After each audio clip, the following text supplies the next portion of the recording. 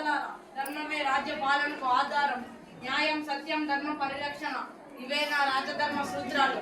మీలో ఎవరైనా అన్యాయాలకు గురవుతున్నారా? మీకు భయం ఎందుకు? నాతో చెప్పండి. మహారాజా, మా గ్రామంలో మా రైతులు చాలా కష్టాలు పడుతున్నారు. మా గ్రామంలో కొందరు దుర్మార్గులు మా రైతన్నలు కష్టపడి పండించిన ధాన్యాలను దోచుకుంటున్నారు. మీరే మమ్మల్ని ఆదుకోవాలి. అవును మహారాజా, మేము ఎంత కష్టపడి అవును మహారాజా, మమ్మల్ని ఆ దోపిడీ దొంగల నుంచి రక్షించండి. మహామంత్రి, తక్షణమే ఆ దోపిడీ దొంగలను బంధించి తీసుకురండి, వారిని శిక్షించండి. మహారాజా, వర్షాలు లేక పంటలు పండక మా ప్రజలంతా ఆకలితో అలమటిస్తున్నారు. మమ్మల్ని మీరే ఆదుకోవాలి. మహారాజా, అనావృష్టి కారణంగా మా ఊరి ప్రజలు ఆకలి చావులకు గురవుతున్నారు. మిమ్మల్ని న్యాయానికి, ధర్మానికి ప్రతీకగా చూస్తున్నారు. మీరే మాపై దయ చూపాలి మహారాజా. మహామంత్రి, తక్షణమే వారికి కావాల్సినంత ధాన్యాన్ని ఇచ్చి పంపించండి. చిత్తం మహామంత్రి, అక్కడ ఉన్న సంపదను తీసుకురండి. చిత్తం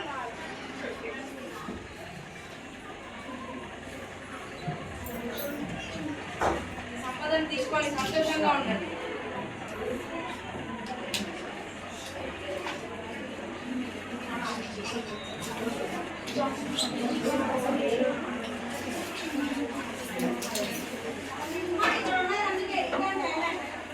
నా రాజ్యంలో ఎవరు కష్టాలను ఎదుర్కోకూడదు, అందరూ సంతోషంగా ఉండాలి.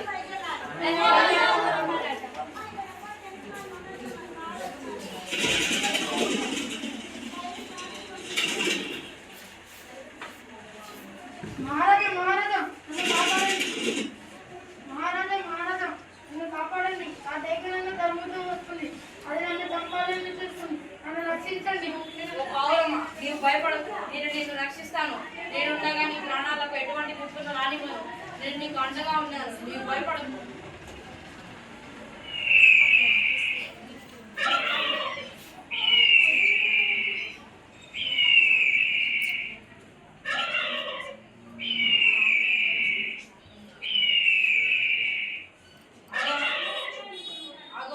తప్పకండి మహారాజా, అది నా ఆహారం. నన్ను తినివ్వండి. ఆ పావురాన్ని నేను ఎట్టి పరిస్థితుల్లో రక్షిస్తాను. నేను మీ గురించి ఎన్నో విన్నాను మహారాజా.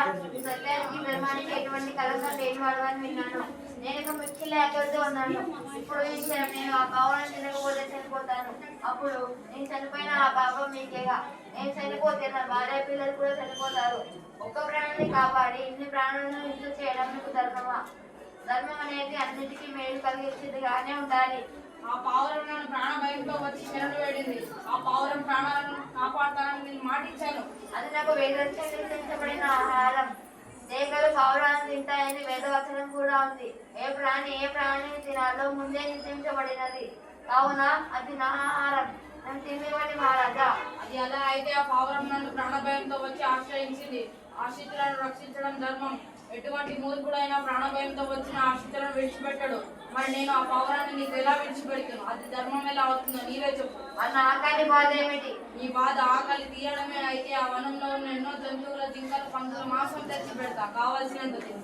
నాకు అవేమీ వద్దు మహారాజా. మీరు ఆ పావురాన్ని కాపాడాలి అంటే మీ శరీరంలో ఉన్నంత మాంసం ఆ పావురం బరువుతో సమానంగా నాకు ఇవ్వండి. ఆ మాట నాకు బాగుంది. మహామంత్రి, తక్షణమే తక్కడను సిద్ధం చేయండి.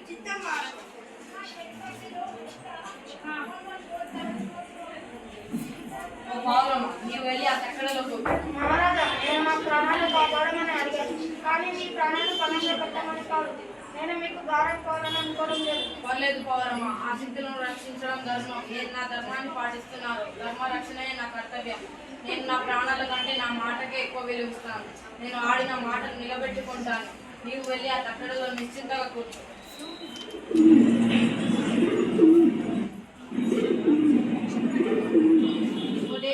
చూడు, ఆ పావురం బరువుకు సమానంగా నా ఒంటిలో నుంచి మాంసాన్ని ఇస్తాను.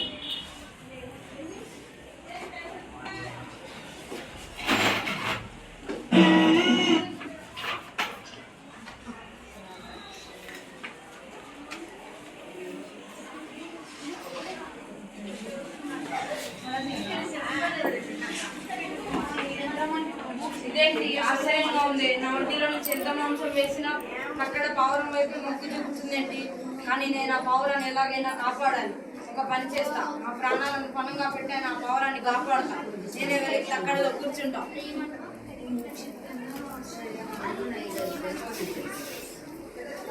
శిబి చక్రవర్తి స్వామి మీరా ప్రణామాలు. మేము నిన్ను నీ త్యాగగుణాన్ని పరీక్షించడానికి వచ్చాం. నిజంగా నువ్వు చాలా గొప్ప త్యాగం ఉంది. ఒక పౌర ప్రాణాన్ని రక్షించడం కోసం నీ ప్రాణాన్ని సైతం అతనికి సిద్ధపడ్డావు. ఇంత బాధనైనా భరించాలి. మేము నీ త్యాగ గుణాన్ని పరీక్షించడానికి డేగా పావురం రూపంలో వచ్చాము. నిజంగా నువ్వు చాలా గొప్ప త్యాగమూర్తివే. ఈ లోకంలో నీ వంటి గొప్ప త్యాగమూర్తి మరొకరు లేరు. ఈ సృష్టి ఉన్నంత కాలం నీ కీర్తి యుగ యుగాల పాటు చిరస్మరణీయం. నీ రాజ్యం సకల సంపదలతో వర్ధిల్లుతుంది. ధన్యవాదాలు స్వామి. మీ ఆశీర్వాదాలు నాతో ఉన్నంత కాలం నా రాజ్యం అంతా సుఖ సంతోషాలతో సంపూర్ణంగా ఉంటుంది. విశ్వాసం నీతి ఏమిటంటే శిబి చక్రవర్తి ఎంతో గొప్ప త్యాగం ఉంది. నేను ఆశ్రయించిన పౌర ప్రాణాన్ని రక్షించడం కోసం వాళ్ళ ప్రాణాన్ని సైతం అతనికి సిద్ధపడ్డారు. ప్రస్తుత కాలంలో మనుషుల స్వార్థం బాగా పెరిగిపోతుంది. మానవత్వం కనుమరుగైపోతుంది. మన కష్టాల్లో ఆపదల్లో ఉన్న వారికి మనం తోడుగా నిలవాలి. వారికి మన వంతు సహాయాన్ని అందించాలి. మనం త్యాగాన్ని పెంపొందించుకోవాలి. ధర్మాన్ని రక్షించాలి. మనం ఆపదలో ఉన్నప్పుడు మనల్ని రక్షించిన వారికి మనం రుణపడి ఉండాలి. అవసరం వచ్చినప్పుడు మనం మన వంతు సాయాన్ని వారికి అందించాలి. వారితో కృతజ్ఞతతో ఉండాలి. ధన్యవాదాలు.